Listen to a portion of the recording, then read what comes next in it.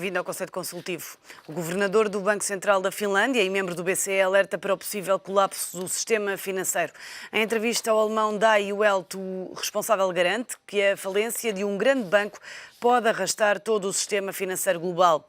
Apesar do alerta, o governador garante que a Europa está bem mais preparada graças à nova regulação bancária, o que não significa, assegura o governador da Finlândia, que esteja a salvo deste cenário mais catastrófico. Liikanen lembra ainda que, em caso de nova falência, não devem ser os contribuintes a pagar a fatura. Angela Merkel quer aproveitar a União Económica para corrigir erros que persistem desde a fundação da moeda única. Para a chanceler alemã, não se trata só de ultrapassar a crise.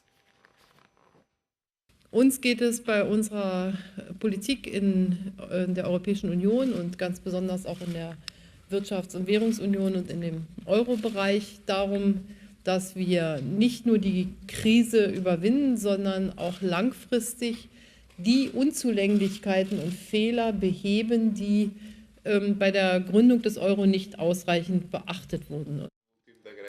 É o tema em análise no Conselho Consultivo de hoje, com os comentadores do ETV, Abel Ferreira, Raul Marques e também Joaquim Biancar de Cruz. Aos três agradeço a vossa presença neste Conselho Consultivo. Começo por si, Joaquim Biancar de Cruz. Como é que olha para este passo dado no Eurogrupo da semana passada?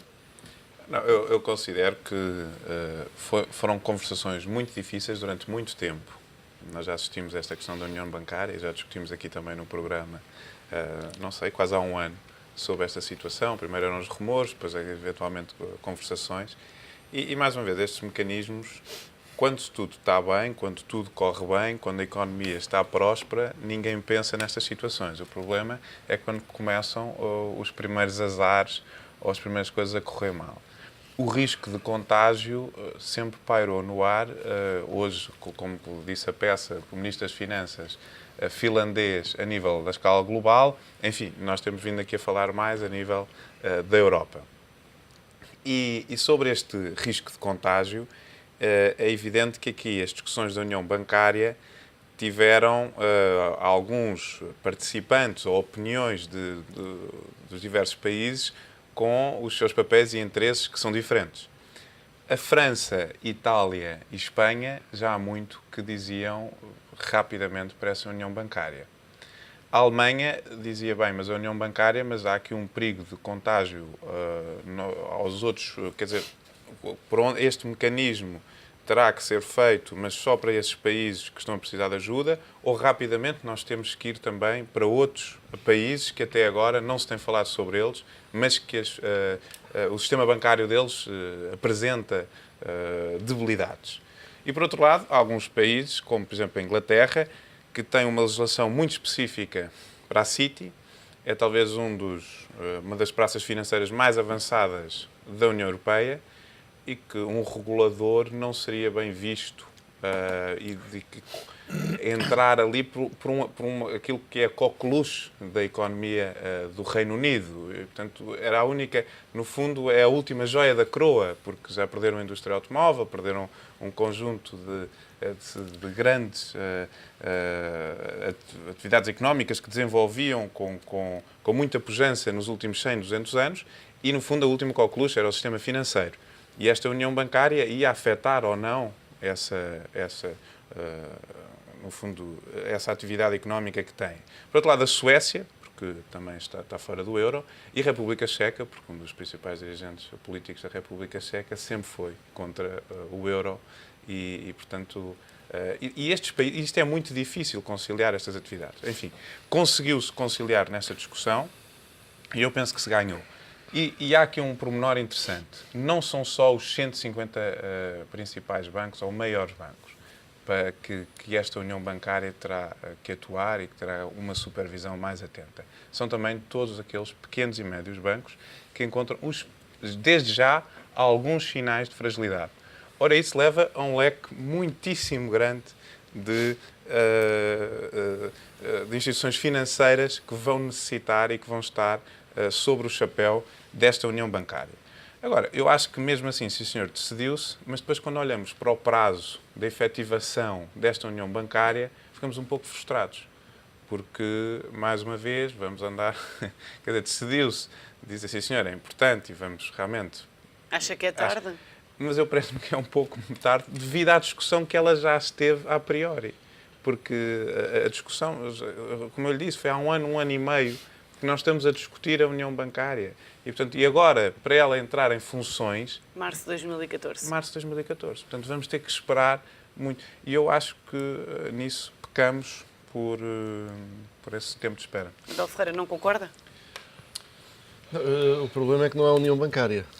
Estamos aqui a falar de algo que não existe. Nós, aliás, andamos com uma vida difícil aqui nos nossos comentários, porque há 15 dias comentámos o Sr. Juncker, que, pelos vistos, estava sequestrado num quarto escuro e, portanto, não sabia exatamente, num canto escuro, e não sabia exatamente o que é que estava a dizer. E a semana passada comentámos em antecipação aquilo que os líderes europeus tinham anunciado como sendo certo, que depois, mais uma vez, não se concretiza.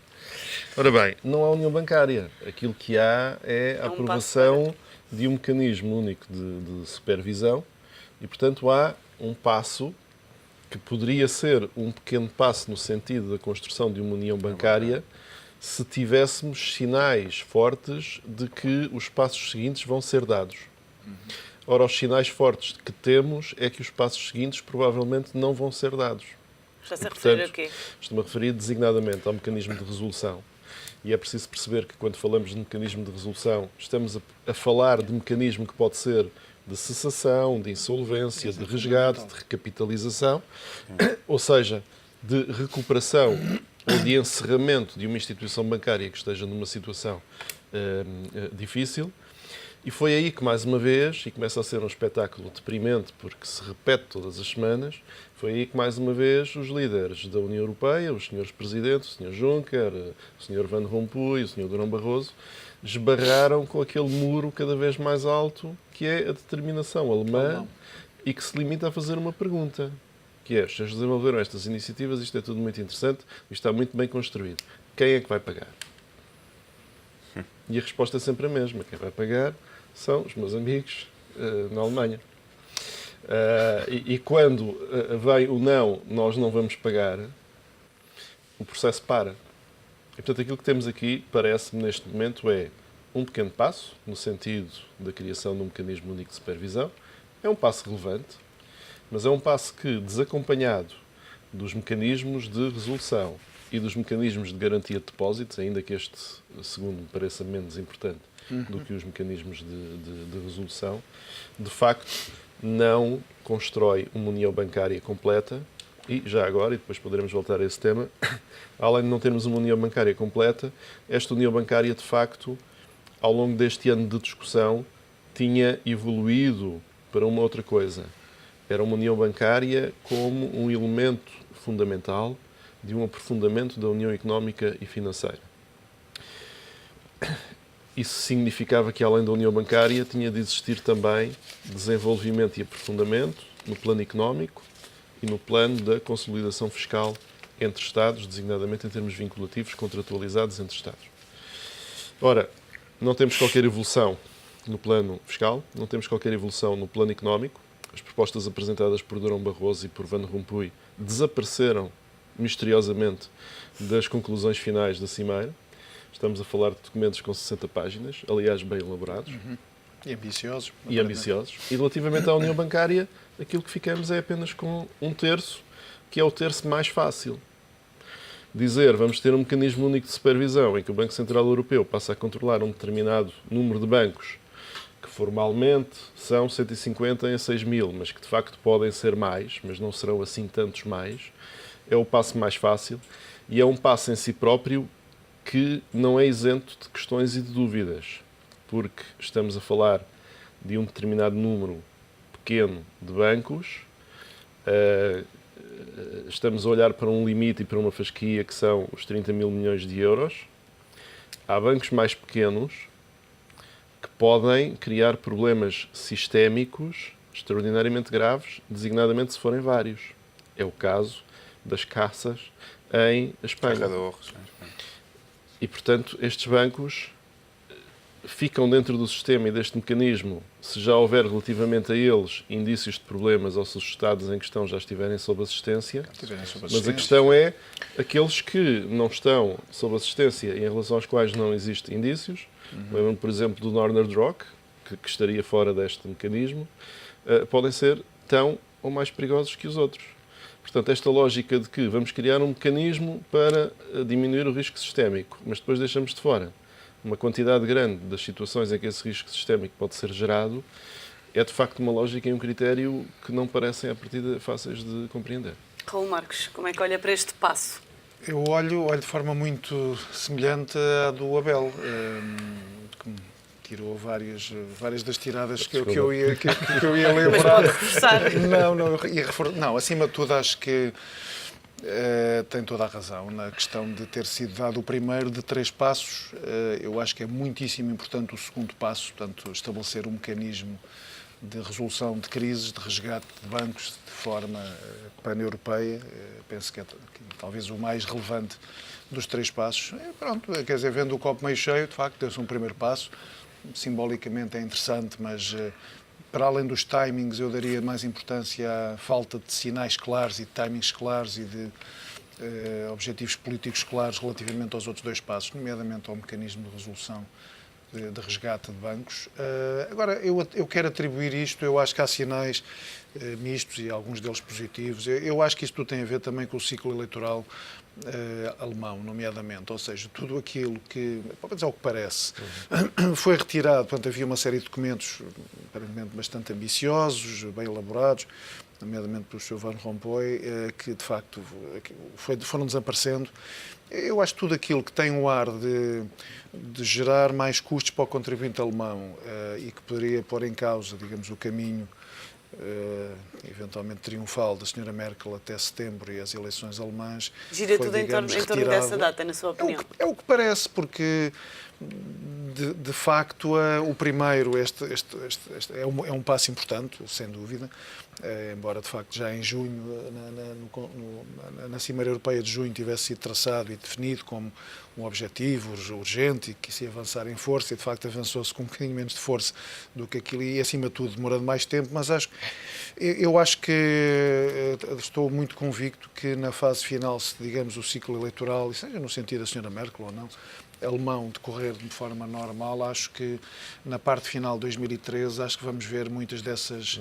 Não tínhamos muitas expectativas de ver até setembro renascer várias destas iniciativas, porque de facto acho que vai colidir com o ciclo eleitoral alemão, mas estou muito convicto que começa a haver alguns sinais positivos por parte da Alemanha, vários sinais positivos, depois vamos discutir, penso eu, algumas questões relativas à Grécia e penso que há sinais em algumas declarações da Sra. Merkel, do Sr. Schäuble, que permitem antever um commitment de facto muito forte. Eu vejo esses sinais positivos, mas acho que tudo aquilo, seja mecanismos mutualizados de resolução de crises, de resgate de bancos, fundos de garantia de depósitos, tudo isso que soa e que pode ser questionado e que soa para os contribuintes alemães como sendo eles a pagarem de facto digamos, para a periferia, penso que vai ser difícil vermos sinais muito claros na primeira metade do próximo ano. Agora, acho que é, apesar de tudo, positivo. Foi, de facto, no último ano, foi muito apontada a União Bancária, nomeadamente para cortar com aquele ciclo vicioso entre dívida soberana, problemas soberanos e problemas bancários, que tem estado muito em cima da mesa nos países do sul da Europa e na Irlanda. Foi apontado como decisivo e deu-se um passo relevante, de facto, também algo devagar. Em 2013 vai acontecer muita coisa e, portanto, empurrar isto, se tudo correr bem, para março de 2014 parece devagar. Eu acho que vai ser muitíssimo importante tudo o que, para além das questões da competitividade e crescimento, que acho que no primeiro semestre do próximo ano vamos continuar a ver, acima de tudo, declarações simpáticas, mais do que propriamente medidas muito relevantes. Portanto, acho que vai ser o ciclo eleitoral que vai ditar, o ciclo eleitoral em geral, o alemão em particular, para além da questão italiana, que está já aí mais ao virar da esquina, creio que em fevereiro, vai ser muitíssimo relevante. Mas acho que temos que ver tudo isto no contexto das politics europeias ao longo de 2013. Portanto, acho que há que ver o lado do copo meio cheio, que é o primeiro passo foi dado, vamos agora ver os próximos e mesmo neste primeiro passo vai haver ainda muita coisa que vai acontecer em termos de definição de passos, de políticas, de procedimentos, de mecanismos, de preparação para este passo da supervisão bancária europeu. Também não vai ser fácil. Sim, não é claro. E não está nada claro, de facto, não está nada claro. Posso só dizer uma coisa? É que sobre esta questão da supervisão, eu acho que pela primeira vez é um debate europeu que ninguém está imaculado. Porque a própria Alemanha teve uma questão com o Dresdner Bank, que enfim foi fundido com o Commerzbank, e o Commerzbank com os bancos teve regionais, ali, e os não é? bancos regionais. Era isso que eu ia, exatamente. É que pela primeira vez nesta discussão começam a aparecer as dúvidas sobre os bancos regionais da Alemanha, que até aqui não estavam em dúvida. E estavam ali um bocadinho comatados. Portanto, esta questão da supervisão, e até alguns bancos, nomeadamente alguns até franceses, grandes bancos, de muito reconhecimento internacional, quer dizer, a saúde do sistema bancário, pela primeira vez, vai se centralizar no seio da União Europeia e isso talvez seja interessante. E eu, aqui um bocadinho com o Abel, eu acho que vão aparecer muitos pequenos bancos dentro do chapéu dessa supervisão. Mas há aqui um outro problema, muito rapidamente, que torna mais difícil a concretização deste mecanismo e que é, por exemplo, quase todos os bancos franceses ficam dentro deste mecanismo de supervisão. Quase nenhum banco alemão fica dentro deste mecanismo de supervisão.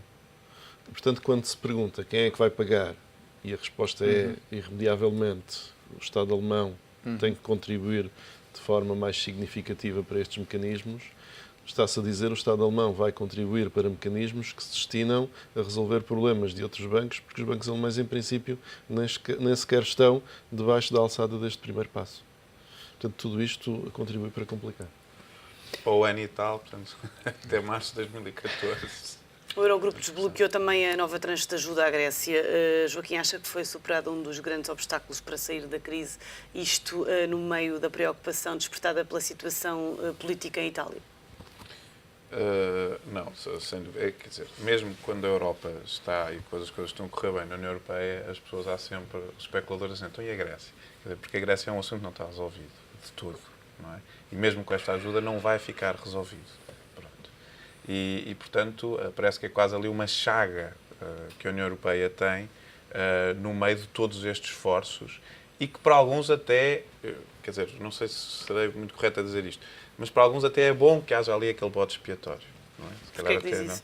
Não, porque enquanto estão a olhar para ali, não estão a olhar para outros lados. Não é? Como disse, agora referiu da Itália, nomeadamente esta tranche de ajudas, já passou um bocadinho a conversa sobre o seu monte e a estabilidade política ou não italiana obrigatoriamente olhar e para a tudo Itália. mais. Pois, exatamente.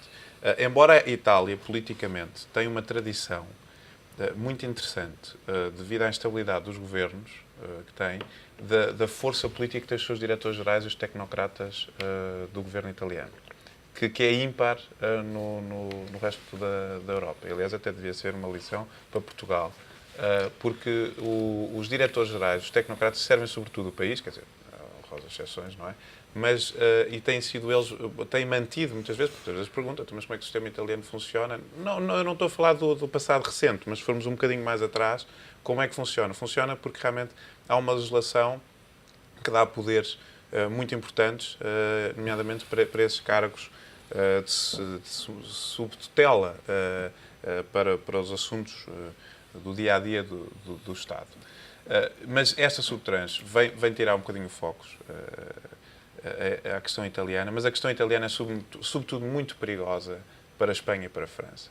Não é? Quer dizer, esses é que não querem de todo ouvir falar sobre ali a instabilidade naquele país, porque é eles que vai afetar imediatamente a questão. E, portanto, estamos a falar da Grécia. Na Grécia, depois também, aquilo que tem sido discutido nos últimos meses em Portugal, se nós vamos ou não beneficiar relativamente a coisas. Eu digo a mesma coisa que disse aqui há um mês e meio atrás. Eu acho que podemos não beneficiar diretamente, mas indiretamente, é evidentemente que nós, estando também num programa de ajuda no terreno, há aqui plataformas, laços, alguns créditos poderão ser utilizados no governo e no meio das negociações pelo facto de algumas condições gregas. Isto não é totalmente como é que eu dizer? Não é, olha, agora a Grécia tem estas condições e, portanto, Portugal também vai Arrasta ter. para Portugal. Não é isso. Não é isso. E até podemos estar a falar de outro conjunto de coisas que nem sequer foram negociadas para a Grécia, mas que poderão ser eventualmente interessantes para Portugal, não é? Pronto. E nesse aspecto... Por exemplo? Olha, por exemplo, ainda agora toda a gente dizia, o Partido Socialista dizia que íamos perder os subsídios, e nomeadamente quando se falava das linhas férreas de alta velocidade, que o Governo conseguiu ter uma carta conforto da União Europeia para que esse investimento seja efetuado assim que o orçamento estatal o consiga, portanto não se perdendo esse benefício e esses fundos, e numa conversão, enfim, das linhas férreas, que não vai tanto para um projeto um bocadinho megalómano em termos de, nomeadamente, de transporte de passageiros, mas sobretudo mais focalizado para o transporte de mercadorias, que é isso que interessa, e nomeadamente para uma ligação mais direta para a Europa, nomeadamente o Porto de Sines. E, portanto, fica ali um certo conforto. Há determinadas coisas que poderemos nós usufruir em termos de negociação. Abel, como é que olha para esta discussão sobre se Portugal deve ou não pedir as mesmas condições da Grécia? A situação da Grécia era uma situação de catástrofe iminente. Eu não tenho por certo que fosse uma catástrofe apenas para a Grécia, seria com certeza, mas penso que hoje há uma compreensão diferente de que seria uma catástrofe também para o resto do sistema europeu, do sistema financeiro europeu. E, portanto, a decisão tomada, que satisfez todos os interlocutores, porque todos eles puderam, de algum modo, justificar essa decisão em coerência com posições que tinham tomado no passado, designadamente o Banco Central Europeu e o Fundo Monetário Internacional. Essa decisão é uma decisão que compra tempo. E como o Raul dizia há pouco, compra-se tempo em praticamente todos os dossiês que estão em cima da mesa até outubro de 2013, ou seja, até depois das eleições alemãs. Agora, aquilo que é a solução grega representa, como resultado final, a passagem de um rácio de dívida versus PIB de 175 em 2016 para 110 em 2020. Continuamos a falar de números assustadores.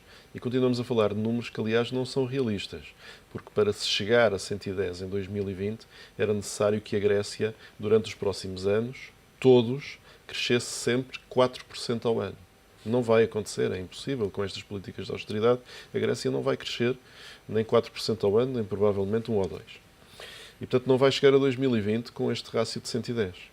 Portugal está, nesta altura, com este rácio próximo dos 110, um pouco acima, 110, 120. 119. 110, 120. E tem estado a aumentar, o que também é preocupante. E a questão é, se nós estamos nesta situação neste momento, provavelmente não faz sentido estarmos nós a pedir condições idênticas às da Grécia.